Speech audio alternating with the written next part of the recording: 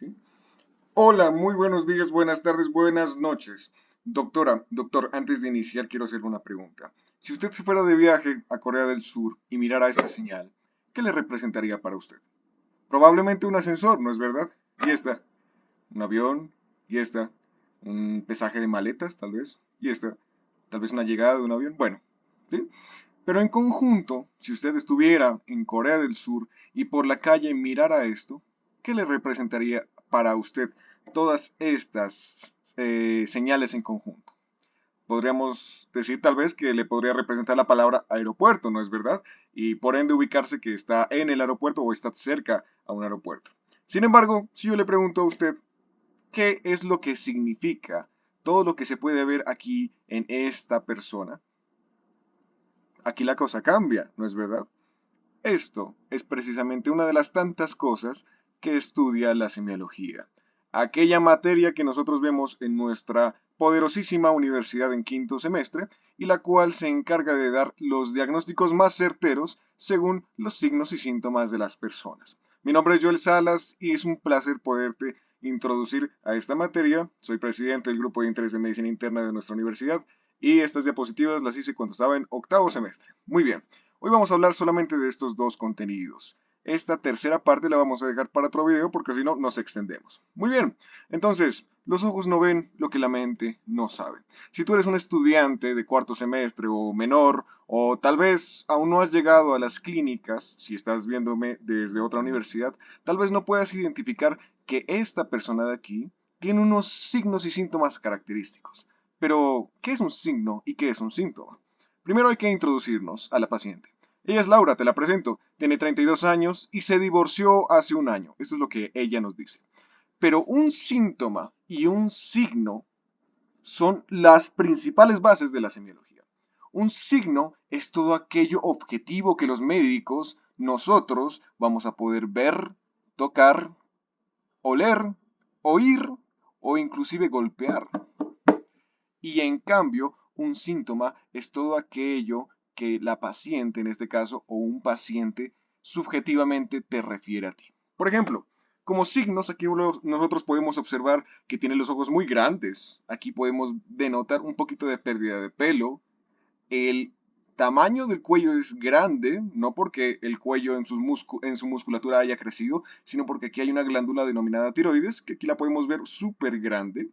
La piel pareciera seca y además existe granos. Sin embargo, la paciente también te va a decir, doctor, me duele la cabeza y el oído, no soporto el frío, siento latir muy fuerte el corazón, todo me genera miedo, siento rasquiña, me enojo por todo, me falta el aire. Y esto que la paciente refiere subjetivamente es un síntoma. Objetivo, signos. Subjetivo, síntomas. Nosotros en la semiología desarrollamos un lenguaje médico que nos permite determinar más científicamente y con más claridad todas estas palabras que en un lenguaje común todo el mundo entiende. ¿Sí? Por ejemplo, nosotros no decimos pérdida de pelo, ojos grandes, aumento de su tiroides, piel seca o granos. Nosotros decimos, la paciente tiene alopecia, exfoltasmo, bocio, xerodermia y acné. Y lo mismo en los síntomas. La paciente no tiene dolor de cabeza, ella lo que tiene es una cefalea. Tiene otalgia, dolor del oído, intolerancia al frío, palpitaciones, ansiedad, prurito, irritabilidad, disnea. ¿Ok?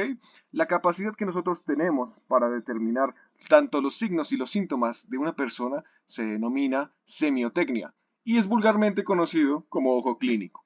Entonces, cuando nosotros hablamos de síntomas y de signos, al final de cuentas estamos hablando de un solo término. Estamos hablando de la clínica, ¿sí? La clínica de un paciente se compone por síntomas y signos. Recordemos, los signos es todo aquello objetivo que el médico encuentra en el paciente, todo aquello que el médico puede verle, tocarle, golpearle, oírle o inclusive olerle. Nosotros no decimos de esta forma las palabras. Nosotros decimos inspeccionar, palpar, percutir o en vez de oír decimos auscultar y pues oler pues decimos oler. Aquí no hay palabra contraria, ¿ok? Hay unos términos que nosotros tenemos que tener en consideración antes de seguir avanzando con esta introducción a la semiología. Y es la forma en la que la clínica se instaura de acuerdo al tiempo. Por ejemplo, Si una clínica, es decir, si un conjunto de síntomas y signos se instaura o aparece, mejor dicho, de una forma muy lenta, muy larga, inclusive llegando a años, meses, esa clínica puede ser determinada como crónica, ¿sí? Podemos decir una clínica crónica. En cambio, si esa clínica se demora no tanto tiempo, sino un poquito de tiempo más corto, como días, semanas, y un poco de tiempo más rápido, esa clínica se denomina una clínica aguda, ¿ok?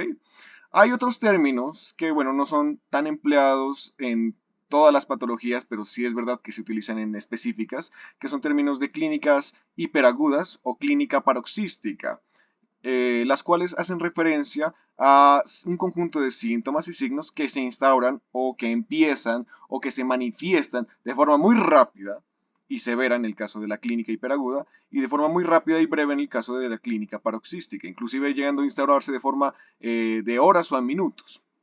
Sin embargo, pues estos términos, a pesar de que se explican de esta forma como tan banal como yo te las estoy diciendo, en realidad dependen de cada patología. Sin embargo, lo que tú tienes que tener en cuenta para empezar a entender la semiología es simplemente estas dos de aquí, ¿ok?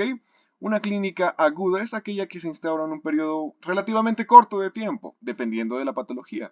Y una clínica crónica es una clínica, válgame la redundancia, que se instaura o que se manifiesta en un periodo que es considerado un poco más largo. ¿Ok? Eso es todo. Ahora bien, sigamos con dos conceptos clave. Hay que diferenciar lo que es un síndrome y lo que es una enfermedad. Una enfermedad es un conjunto de síntomas y signos, es decir, una clínica, que están relacionados entre sí por una fisiopatología, ¿sí? De forma molecular, tisular, etc. Pero aquella clínica es solamente generada por una sola causa, ¿ok?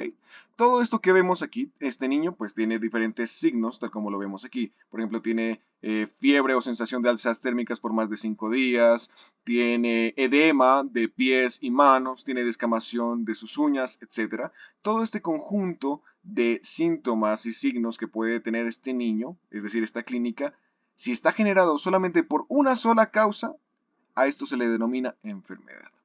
Pero en cambio, si este conjunto de síntomas y signos, que es totalmente diferente, pero cada uno de ellos está relacionado fisiopatológicamente, es generado por diferentes causas o diferentes etiologías, estoy diciendo lo mismo, a esto le denominamos síndrome. Adivina cómo se llama esta enfermedad de aquí. Esto se llama enfermedad de Kawasaki. Y la principal causa es idiopática, es decir, no se conoce, pero es una sola causa, ¿me hago entender? Y en cambio, aquí en este síndrome que nosotros podemos ver aquí es el síndrome de Cushing y las causas son múltiples. Podemos tener una causa genética, una causa autoinmunitaria, una causa adquirida, etc. De igual forma, si nosotros observamos a este otro conjunto de signos y síntomas como por ejemplo palpitaciones, signos como por ejemplo pérdida de peso, y lo abarcamos dentro de esta paciente, esto también tiene un nombre porque es causado por diferentes etiologías, como por ejemplo etiologías autoinmunes, etiologías adquiridas, genéticas, etc. Y esto se llama síndrome tiroideo, sobre todo por el crecimiento de la tiroides, denominado bocio semiológicamente, ¿no? Entonces ya hablamos de la enfermedad de Kawasaki, cuya causa es idiopática, el síndrome de Cushing y el síndrome tiroideo, las cuales tienen diferentes causas. Muy bien, ¿entendido lo que es enfermedad y síndrome? Simple, ¿no? Muy bien. Resulta que nosotros tenemos para determinar una enfermedad que ver todos estos montones de signos y síntomas, ¿sí? A partir del buen estudio de las enfermedades y en el transcurrir del tiempo tú vas a aprender que esto es un síndrome tiroideo y probablemente es un hipertiroidismo. ¿Sí? Es al final de cuentas una patología. Y si tú ves un niño con todas estas cosas, pues esto va a ser una enfermedad de Kawasaki. Pero si yo te dijera que solamente con ver un solo signo tú puedes determinar una enfermedad, ¿cómo te quedarías? Yo me quedaría loco, la verdad. La primera vez que yo aprendí esto quedé, wow, estupefacto. Porque existe algo que se denomina signo patognomónico, que también es denominado signo cardinal. Y es aquel signo único que genera un diagnóstico certero, es decir, que determina una patología, una enfermedad o un síndrome solamente con su única presencia. Si tú ves en una paciente, un eritema en diana, eso es sí o sí la enfermedad de Lyme. Y ahora, si tú le ves un ojo a un paciente con este aspecto de aquí, que es denominado el signo del anillo de Kaiser-Fleischer, eso es sí o sí la enfermedad de Wilson. Lo mismo que si tú ves a, por ejemplo, un hombre joven que ha tenido relaciones sexuales sin protección, eh, y te llega con dolor uretral y una secreción amarilla y abundante en su pene, eso es sí o sí gonorrea. O sea, no hay más. Eso es el signo patognomónico de la enfermedad. Y si tú ves esto, eso es sí o sí la enfermedad. Solamente con eso tú diagnosticas la enfermedad. ¿Ok? Entonces no es necesario tener tantos signos y síntomas para determinar una patología. A veces con el signo patognomónico simplemente hay que ver uno solo y ya con eso determinamos la patología. Muy bien. Resulta que también tenemos que tener otro concepto clave. Ese concepto se denomina pródromo y no es un signo ni es un síntoma, es un periodo de tiempo en donde hay una sintomatología o una clínica o unos signos y síntomas únicos o múltiples previos a una enfermedad. O sea, en palabras normales, te voy a poner un ejemplo. Si a ti te dio COVID, tú sabes que el COVID lo que genera es sí o sí dificultad respiratoria, es decir, disnea, con pérdida del gusto, del sabor, me hago entender. Pero antes de esa clínica específica del COVID, antes de eso, tú lo que vas a sentir muy probablemente son escalofríos, ¿sí? Y una sensación de calor, de alzas térmicas, como mal se dice, de fiebre. Entonces, el pródromo es ese espacio de tiempo antes de que se instaure una enfermedad en donde hay esos síntomas únicos o múltiples. ¿Sí? Los escalofríos previos a la infección. ¿Ok? Esos escalofríos están en el pródromo de una enfermedad. Muy bien. Entonces, después de entender todos estos cuatro conceptos, lo que hay que saber es cómo los médicos hoy en día pensamos a la enfermedad y sobre todo en este caso es enfocados a la semiología. Resulta que un buen médico da un buen tratamiento. Los médicos son asociados al curar enfermedades, ¿no es verdad? Y nosotros podemos dar dos tipos de tratamientos. Un tratamiento médico, es decir, aquel que no involucra cosas intervencionistas, es decir, aquel que involucra el uso de, por ejemplo, fármacos como pastillas, etcétera, etcétera, etcétera. Y también podemos dar un tratamiento quirúrgico, es decir, de cirugías, ¿sí? Todo lo que sea invasivo. De igual forma, también existen otros tipos de tratamiento como tratamientos preventivos para prevenir enfermedades, sintomáticos, netamente no para curar la enfermedad, sino para aliviar los síntomas, o paliativos para darlos en una enfermedad que ya está muy, muy avanzada, si me hago entender, pero tratar de aliviar su sintomatología también. Solo que aquí es en la enfermedad que está avanzada, en el paliativo. Listo. Resulta que la medicina interna, justamente nosotros somos grupo de interés en medicina interna, es una especialidad que determina los mejores tratamientos para los pacientes adultos. Y para dar un buen tratamiento, primero lo que hay que dar es un buen diagnóstico, ¿sí? ¿Cómo le vamos a dar un tratamiento a una enfermedad que desconocemos? Primero tenemos que determinar la enfermedad diagnosticándola para dar un buen tratamiento. Y para ello lo que necesitamos es a la clínica, es decir, aquello que estudia la semiología, y a la paraclínica, es decir, aquello que tú vas a aprender durante el transcurso de tu carrera. ¿Qué es la paraclínica? ¿O qué son también la paraclínica también es llamada ayudas diagnósticas? Laboratorios, imágenes como tomografía, radiografía, ecografía, etcétera, etcétera, etcétera, o biopsia, lo que se aprende en nuestra facultad en cuarto semestre. ¿Ok? Con las ayudas clínicas o los paraclínicos y la clínica del paciente, nosotros determinamos un buen diagnóstico. ¿Cuántos tipos de diagnósticos existen? Wow, existen demasiados. ¿Con cuál me gustaría que te quedes tú? Con el diagnóstico etiológico, el sindromático y el diferencial. ¿Qué es un diagnóstico etiológico? Es aquel diagnóstico que es capaz de determinar una enfermedad, ¿sí? Es decir, de darle a la causa específica de una enfermedad o de una patología también, o inclusive de algún síndrome también. Pero el diagnóstico sindromático es aquel que no le da a una sola causa, sino es aquel que le da a múltiples causas, es decir, aquel que es capaz de reconocer síndromes. En el cambio, el etiológico es capaz de reconocer enfermedades e inclusive a veces también síndromes. ¿Ok? Ahora bien, el diagnóstico diferencial es aquel diagnóstico que se encarga de determinar un diagnóstico etiológico o sindromático diferente al que ya se tiene, pero muy similar. Por ejemplo, si a mí me duele el estómago, así como lo decimos vulgarmente, en vez de estómago deberíamos decir el abdomen, Yo podría pensar en diferentes cosas, por ejemplo, apendicitis. Pero además de la apendicitis, otra causa que genera dolor abdominal podría ser una diverticulitis, ¿si me hago entender? Son diagnósticos muy similares, o mejor dicho, que están muy compaginados en la forma en la que se manifiestan clínicamente. Esos son los diagnósticos diferenciales.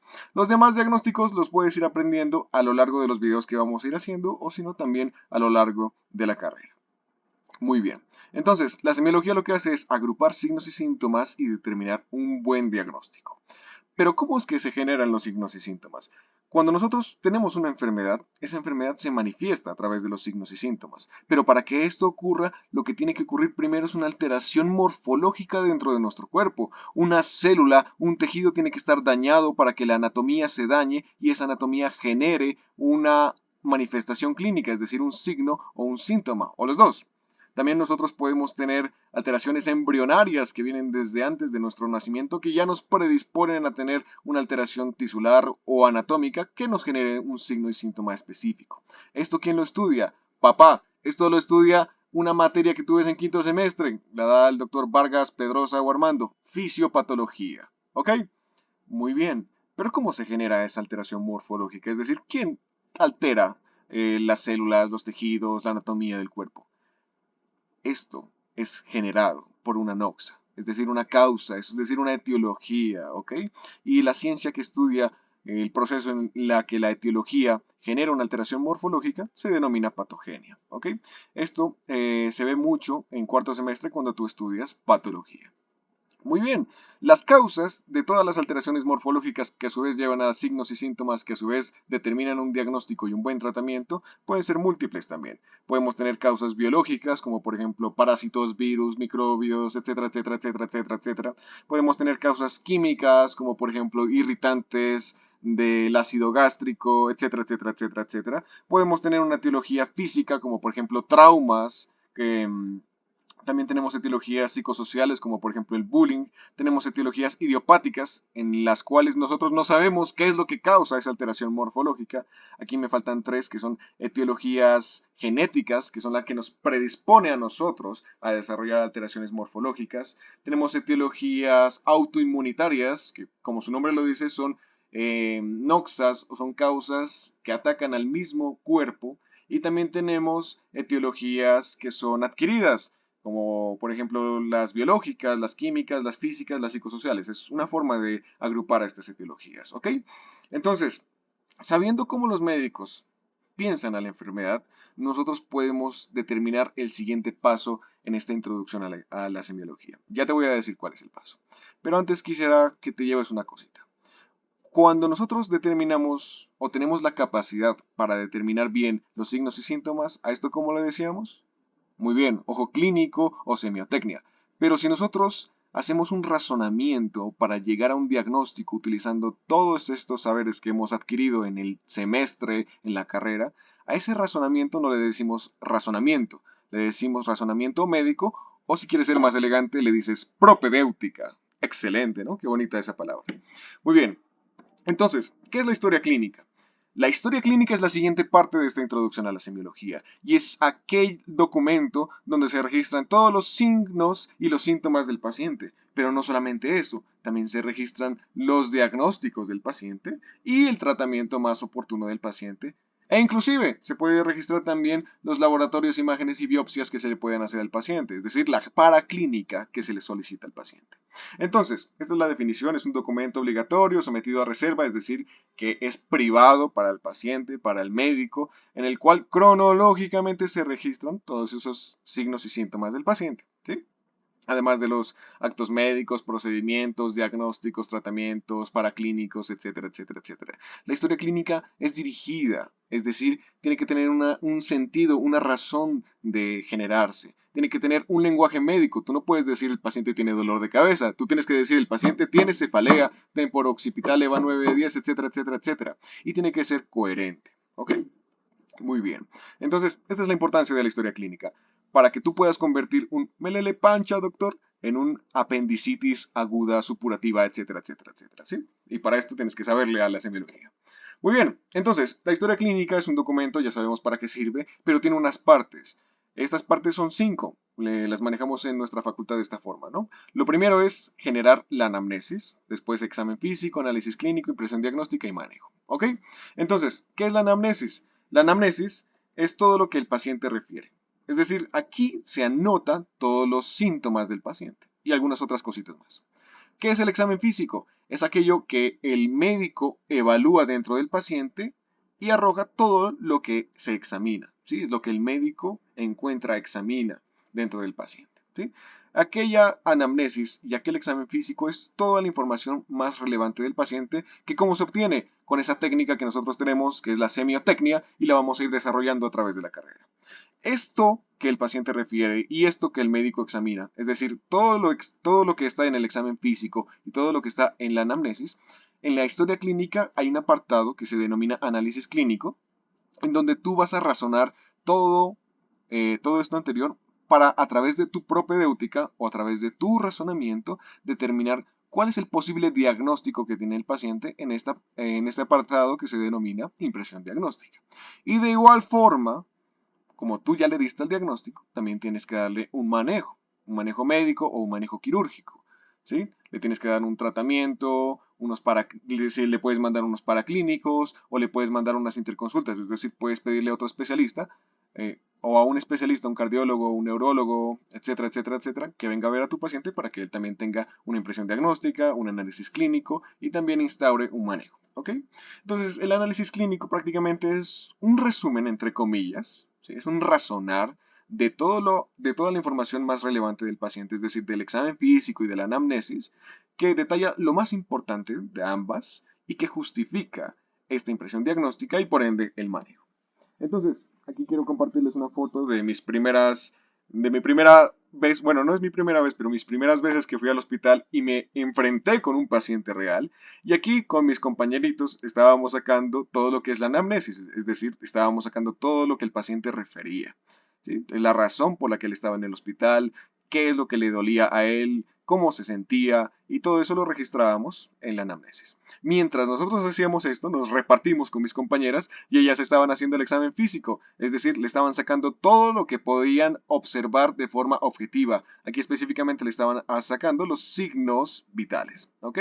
Todo lo que el médico examina, perdón, me trabé, se registra en el examen físico. Y todo lo que el paciente refiere se registra en la anamnesis. Muy bien, hay algo muy interesante. Y es que Benito Martínez, alias Bad Bunny, nos dice que la anamnesis hace el 80% del diagnóstico. Para nosotros tener un buen diagnóstico, en lo que nos tenemos que enfocar, más que en el examen físico, es en la anamnesis. Muy importante la anamnesis. ¿Ok? Y esto lo vamos a ver en el próximo video. Vamos a ver cuáles son las partes específicas de la anamnesis, cómo desarrollarlas y cómo registrarlas dentro de la historia clínica. De igual forma, también vamos a determinar qué es lo que va en el examen físico, qué son los signos vitales y los hallazgos por sistemas y cómo lo podemos examinar a un paciente de esa forma. De igual forma, también aprenderemos cómo hacer un análisis clínico, cómo generar una buena impresión diagnóstica y también cómo de forma muy banal, ¿sí? No vamos a profundizar tanto en eso en este video o en los próximos, cómo generar un buen tratamiento, un paraclínico y una interconsulta apropiada. Ok, eso sería todo por hoy. Espero que te haya gustado el video, querida doctora, querido doctor. Recuerda seguirnos en redes sociales. Somos el grupo de interés en medicina interna de la Fundación Universitaria San Martín. Muchas gracias.